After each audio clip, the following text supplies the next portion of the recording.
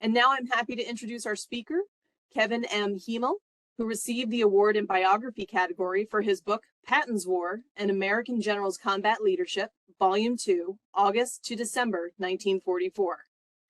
Kevin Hymel is a historian for Arlington National Cemetery. He is also a historian and tour guide for Stephen Ambrose Tours and leads World War II European tours on D-Day and General George S. Patton battlefields. He is the author of several books and has served as the research director for Sovereign Media, which publishes World War II history and World War II quarterly magazines. And his article, Fighting a Two-Front War, is being made into the Netflix movie 6888, written and directed by Tyler Perry, on which Kevin Hymel was a technical advisor. Mr. Hymel is a former historian for the U.S. Army Combat Studies Institute and has appeared as a General Patton and military history subject matter expert on multiple television shows and specials, including the History Channel and C-SPAN. He has worked for more than 20 years for various military and military history magazines and journals, and he has degrees in American history from Villanova University and LaSalle University. And now I'd like to turn things over to our guest, Mr. Kevin Hymel. Thank you, Kathleen. How you doing tonight? I'm doing well, and yourself? Oh, doing great. You know, I love that patch on your shirt for the Army Historical Foundation. I was one of the founding members back, gosh, I think it was like 1994. I worked for Colonel Raymond Bloom. He was the director back then. And it was a staff of me and the colonel and a administrative assistant. And I trained a young man named Matt Seelinger on how to work for the Army Historical Foundation. And now Matt is the master of history over there. I'm proud to call him my friend. So I guess I'm going to talk a little bit about Patton now that I've given you guys some props and tell you how much I love the Army Historical Foundation and how proud I am to win that award. That's a great feather in my cap after so many decades of research. So what I thought I'd talk about tonight is just 5 stories about Patton that will kind of illuminate him, tell you things, if you haven't read my books, that you might not know about the general before. And hopefully you'll be entertained at the same time. So we're going to do 5 stories. So why don't we hit the first slide there, Kathleen? I'd appreciate that. So, just to go over my works on Patton, real quick, my first book was Patton's photographs. I found the pictures the general took with his Martin Blumenson helped me greatly with that. He was really my mentor all the way up until his death. And I always say that book didn't really reveal anything new, but it just kind of added layers to Patton's story. Then my next book, is where I really started the deep dive. And so that was Patton's War Volume 1, which covered Patton from the moment he stepped foot in North Africa, his time in exile, his England training Third Army, and then going to the continent and waiting for Third Army to become active, which led to next slide. There it is, Patton's War Volume 2. And that covers really from the day that the Third Army becomes active through the breakout, the closing of the Falaise Pocket, the battles for Metz, and then, of course, the Battle of the Bulge and the liberation or the link up at Bastogne. And that's going to lead to next slide, Patton's War Volume 3, which I'm still working on. It's to come. I've just got him across the Rhine River, and hopefully we'll be getting it to my publisher by December, because a lot of people Patton next. So we're going to start off November 8th, 19. Patton goes ashore in North Africa. This is part of what's called Operation Torch. So this is the real first attempt to get boots on the ground, to get American soldiers fighting against the Axis powers. And the idea was it had to be a victory. We had to go somewhere where we could definitely win. George C. Marshall wanted to go directly into Europe. We didn't have the forces at that point. And so as we go somewhere in the Rift, and that was North Africa. So The U.S. military created 3 task forces. 2 would go into the Mediterranean and land in Algeria, one at Algiers, one at Oran, and then 1 task force would come across the Atlantic and land in Morocco. Now, the British did not like this plan. They thought that Patton's landing in Morocco was too far from the active war, and they basically said they wanted nothing to do with it. And it infuriated Patton. He was having meetings with the combined chiefs, both the British staff and the Americans. And at one point, this is all happening in Washington, D.C., and at one point he gets so angry about these negotiations that he goes home to his D.C. house, and in his living room, he picks up this lava statue that his wife had gotten him in Hawaii in the 1930s. It was a war god named Charlie, and Patton, kind of feeling that the war gods had turned on him, picked up Charlie, went into his backyard, and spiked it in his pond. Now, cooler heads prevailed. President Roosevelt really foresaw Morocco as a place to supply North Africa as a direct port to the United States. And so the task force is reinstated, and Patton leads it on November 8th, 1942. He goes ashore. Now you can see his pants are soaking wet. He jumped out of a landing craft and was wading through the water when he spotted another landing craft kind of stuck on a sandbar, and he ordered the soldiers around him to drop what they were doing and help him push this landing craft back into the water. So you have a 2-star general really giving sort of a hands-on performance in his first moments of combat. If you look at the photo also, you'll notice he's got 2 ivory-handled pistols. They're very famous. Whenever you hear people talk about Patton, and a lot of veterans that I've interviewed, they always talk about the 2 ivory-handled pistols. Well, I can tell you this is one of only 2 photographs where Patton actually wore those ivory-handled pistols. Next picture. This is the other photograph of him with the ivory-handled pistols. He really stops wearing 2 and resorts to 1 after this day. He later says that they're just too heavy to be lugging around all the time. And the reason he wore 2 was he was in a sort of a shootout in Mexico in 1915. At the time, he only had 1 of those ivory-handled pistols.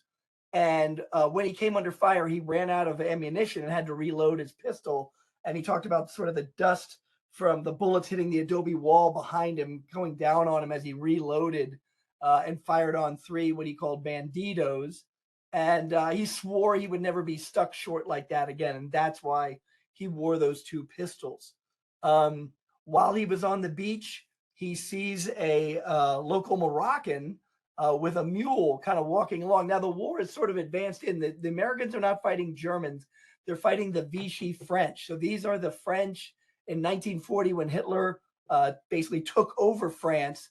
He divided the country in half, giving himself the northern half with the submarine or U-boat ports he needed, and allowed the Vichy, or the Free French, if you want to, no, we shouldn't call them Free French, but he let the French have their own area in the central and southern part of France, and that's called the Vichy. And they vowed to defend German goals.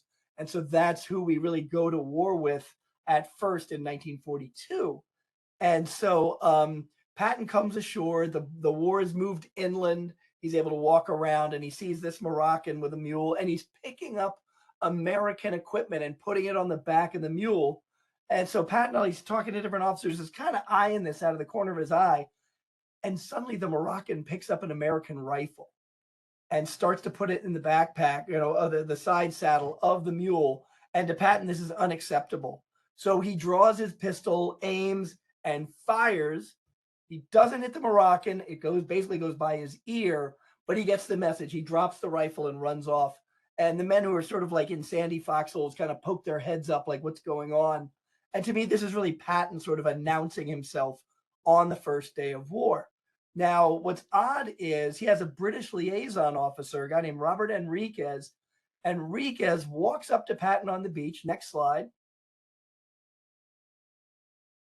And he presents Charlie, the good luck charm that Patton had spiked in his own pond. That's Enriquez right there in an American uniform holding Charlie. And at first, Patton kind of looks past him. And Enriquez says, your wife wanted me to make sure you had this for good luck. So Beatrice Patton, Patton's wife, went out into the backyard and fished Charlie out of the pond, gave it to Enriquez to give to Patton so he would have good luck in World War II.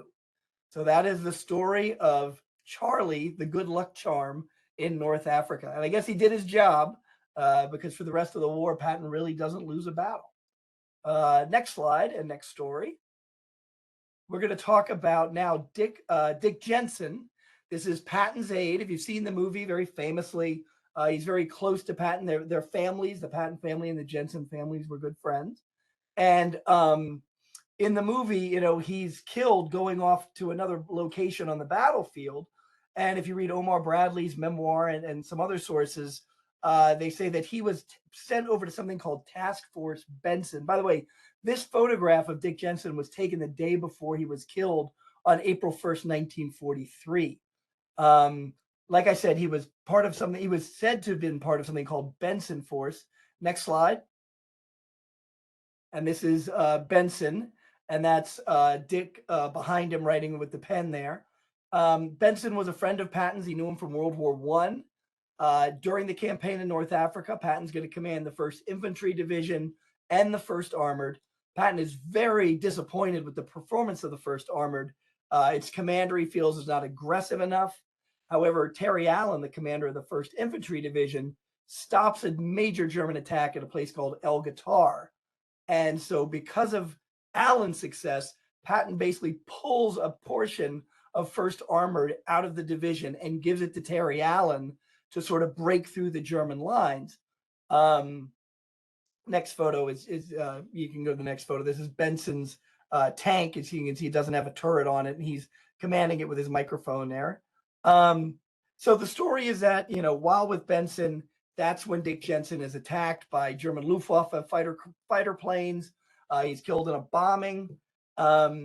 In my research at the Army War College, I was going through veteran surveys, and I found an unpublished memoir by a private named Cohen, who was part of Patton's headquarters. And he says that whole story about Dick Jensen's death is a lie.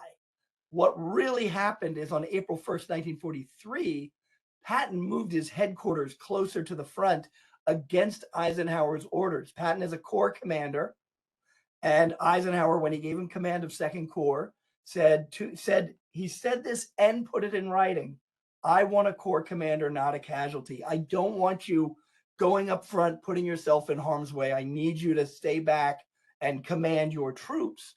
So against Eisenhower's orders, Patton moves 4 miles east of El Guitar as the battle progresses.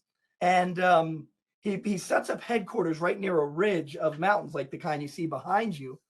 And as they're setting up, some German artillery rounds come in and land around the camp. So Patton sends Cohen up these hills to see, where the Germans are. He says, go up there and look over and see where the Germans are. And while he's going up, some more shells land, and Patton calls him back, and he runs down the hill, and Patton is furious with him. And he's like, you idiot, you got up to the top of that hill and the Germans saw you. And Cohen says, no, sir, I got about halfway up that hill. The Germans command the heights. And Patton said, oh, you don't know what you're talking about. A half hour later, German fighter craft fly over the command post and begin bombing it. And it's then that Dick Jensen is killed within, I guess, about 20 feet of Patton. Omar Bradley is there. Patton is so shook up, Bradley has to help put him into his command car. Patton does linger around the battlefield for a bit. So, this story was at odds of everything I had read. And so I looked into it, and Cohen actually wrote a letter to Omar Bradley's aide, a guy named Chet Hansen, and he did this in the 1980s. And Hansen actually wrote back saying, yes, I remember you being there that day. I remember you helping us load his body into a vehicle. And so I thought that was pretty good evidence. But then I realized I had a piece of evidence myself. Next picture. When I did Patton's photographs, in Patton's own collection is this picture that Patton took himself. And that's Al Stiller. And he's standing in the bomb crater that the German bomb created. And that trench right in front of him, that slit trench, is where Dick Jensen was. So to me, that's evidence that Cohen was telling the truth. That is how he was killed. And that this was kind of something that Patton and Bradley kept between themselves. and I think kind of redefined a little bit of their relationship, that they, were kind of, Bradley was agreeing to cover for Patton to keep him in command. So that's the story of Dick Jensen. Next. So Patton is successful in North Africa. He later commands 7th Army in Sicily. He leads an incredibly successful campaign. He captures 2/3 of the island to British General Montgomery's 1/3 of it. But during his race for Messina, he slaps 2 different soldiers in 2 different hospitals. One soldier with the 1st Infantry, the other one with the 45th. And because of this, he gets into a lot of hot water. Eisenhower agrees to cover it up, and Bradley puts the report from the doctors about it in his own safe. But what happens is soldiers who are wounded are going back to the States and telling this story. And so when it breaks, Patton's in trouble again, and it makes Eisenhower look bad because it looks like he's covering up for one of his generals. And so it kind of puts Patton in exile in Sicily while the war moves into Italy. And every time Eisenhower would visit Patton on his way to either like the Cairo conference or to visit the front in Italy, he would tell him, George, I've got a job for you in the future. Don't give up hope. Don't, sink low. But as soon as Eisenhower would leave, Patton would just spiral into depression. He drank way too much. One of Eisenhower's aides, Everett Hughes, he kept a very good diary. And he said, I dread when George comes to visit me because he drains my liquor cabinet. So this was Patton at his absolute lowest.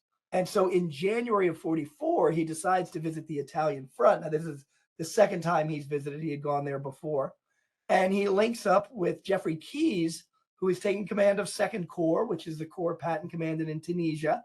He had been Patton's deputy commander in North Africa. They were very close. So January 44, he goes to visit him. And while they visit the front, next photo, they're walking along a ridge, and Patton looks down to his right into this valley, and he sees artillery guns firing and decides to take this photograph. By the way, if you notice the splotches in the upper left and right hand corners of the photograph, that's glue holding the picture into Patton's photo album. So you can see that house sort of a little bit to the right center, and the road going, further to the right. If you go to the left of the house, you can see what looks like little white mats above the ground. That's the artillery. So Patton thought this was interesting enough. He stops, adjusts his camera, takes this photograph, and he says, this photograph saved my life. Because by stopping to take this photo, about 30 yards in front of him, a German artillery barrage smashes into a road. And, Patton says, if I hadn't stopped to take this photo, and he said that, a piece of shrapnel kind of propelled to his foot. Another piece hit a guy in his helmet, made a little dent. But Patton said, if I hadn't stopped to take this photograph, I would have been next right here. And this was where he would have been had he not stopped. You can see the shell damage to these trees and everything. And Patton saw this as a sign from God that he was being saved and held for future events that he was to take part in. So this sort of, near-death experience, you could almost call it, really kind of reinforces Patton, rebuilds his confidence. And days later, he gets the notification from Eisenhower to come to England, where he's going to take command of 3rd Army and then lead that across the continent of Europe through France, Luxembourg, Belgium, and finally into the heart of Germany. So that's Patton's near-death experience. Next photo. So the Battle of the Bulge. The Germans attacked December 16th, 1944, drive a huge bulge into the line. And if you've read anything about it, especially about Patton, in any publication since 1953, they always talk about that Patton predicted the Battle of the Bulge. I'm guilty of it myself. And the source of all this is from Patton's typed up transcribed diaries. And so if you look at November 25th, 1944, you can see the line towards the top. Furthermore, the 1st Army is making a terrible mistake by leaving 8th Corps static, as it is highly probable that the Germans are building up east of them. Now, in case you can't get the clue, there's a number 1 at the end of that, and you follow that to the bottom of the page, and it says, it was opposite 8th Corps that von Rundstedt, the German commander, broke through 21 days later. So here it is. Patton predicts the Bulge, November 25th. The only problem with this is a transcribed diary that Patton's wife put together with 2 of his staff members. I went to the actual diary itself at the Library of Congress. Next photo, please. And you can see here, this is November 25th. You can see November 26th there. That sentence doesn't exist, okay? There's that line at the bottom, what can't be cured must be endured. That was also in the typed up diary, but it is nowhere to be seen in the handwritten diaries. That is not correct. Actually, it does exist in the handwritten diaries. Next photo, please. Except that Patton wrote it on December 27th. Now, he relieves Bastogne on the 26th. And the next day, if you follow it all the way to the bottom, it'll say, of course, Bradley made a bad mistake in leaving passive at the front the 8th Corps. So what Patton's wife did is she took this sentence from December 27th and moved it back in his diaries to November 25th. So Patton, for all of his greatness and genius as a general, because of this, kind of gets elevated to prophet, that he can really predict what's going to happen on the battlefield. And it just never happened. And I can tell you that I couldn't wait to write about Patton predicting the Bulge when I was working on Volume 2. And it was then that I came across this. And I got to give all the credit to the Library of Congress, because during the pandemic, they decided to do a word-for-word translation of Patton's diary. And they actually put it online. And I was in there double checking this when they explained that to me. So I actually had to go back through all of Volume 2 using these diaries as a guide. And I ended up pulling entire paragraphs out that Patton never wrote, opinions he had of people that he never wrote about. And so it was a real kind of wake-up call. Really, so for all of the amazing achievements Patton accomplished in the Battle of the Bulge, he just did not predict it. And to me, it's a shame, because what he did was incredible. It didn't need to be elevated like that, but Beatrice made that decision to pull that sentence and put it back. So that's Patton not predicting the Bulge. And if you read everything in his diaries after that, he is incredibly surprised by it. He thinks it's not a very big major offensive. In fact, Troy Middleton, whose corps is right in the teeth of this whole offensive, when he's saying, hey, I need relief, I need help, Patton actually sent one of his corps commanders, a guy named Walton Walker, to Middleton's headquarters to find out if this was legitimate or not. And Walker came back and said, not only is it legit, it's worse than we thought. And Patton at the time was actually trying to move his armored divisions away from the Battle of the Bulge. He didn't want to give them up. He was afraid they would get committed. But once he hears from Walker and goes to see Bradley on December 18th, and Bradley shows him a map of what's really happening, Patton starts turning his units around and famously, moves his entire army in 3 days to a launch position and begins attacking up to Bastogne. So that is the story of Patton being surprised by the Battle of the Bulge. Next slide. I think this is the last story of the collection here.